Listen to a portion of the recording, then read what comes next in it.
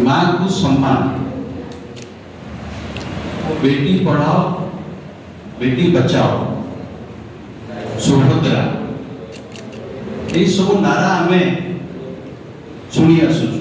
किछि बहुत वर्ष आगु शुणी आसुचु, किछि 7-8 मास हेलाणी शुणी आसुचु।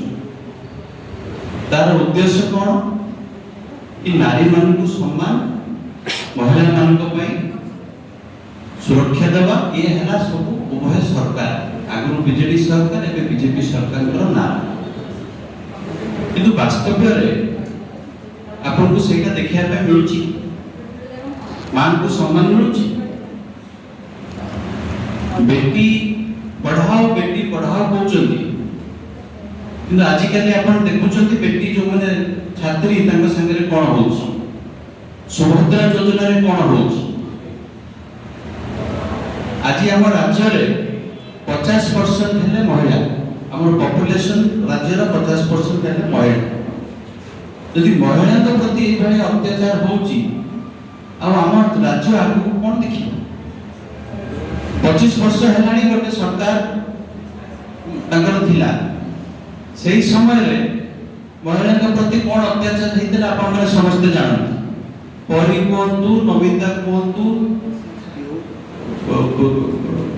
बेबिना कहतु, जनसाधारण कौन भाविले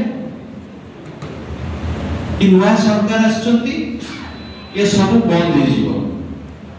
किंतु गत 7-8 मास 9 मास भीतर देखिया पे कौन मिलुची, ताहाटु आउरी अधिक अत्याचार महिला प्रति होउची।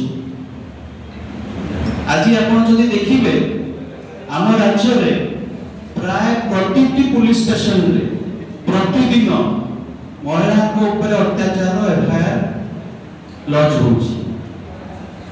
एया कोन हमें देखिया पे पाउछु, एया कोन सरकार का काम एया हम कोन देखिया पे मिलुची। काली अछि वुमेन्स इंटरनेशनल डे, सब वर्ष गोटे वार्ता दउचंती महिला को सुरक्षित रखिया पे, सुरक्षा देवा पे, किंतु वास्तव में होउची उल्टा।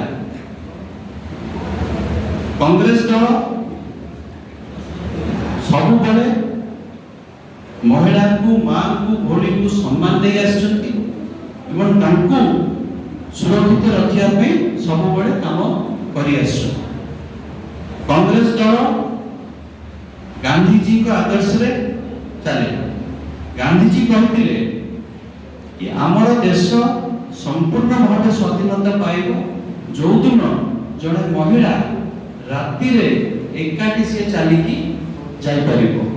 किंतु से राति कथा छाड़तु, आजिका दिन रे आम राज्य रे दिन 2 बजे भी महिला एका चलिकी जाई पाए ताको असुविधा होची। सेति पई कांग्रेस केबे चुप ही कि बसबो नहीं।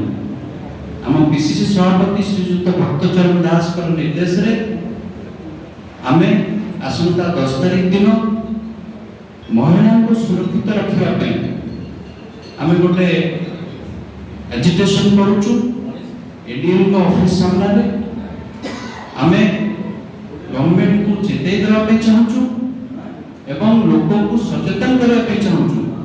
जो वुमेन एट्रोसिटी जो आज हम राज्य रे होउची, एई कार्यक्रम द्वारा आमे समस्त को जणिया पे चाहूछु कि महिला को सुरक्षित रखिया पे गले आमे राजा रास्ता रे ओलिया पे राज्य आसी गलुनी।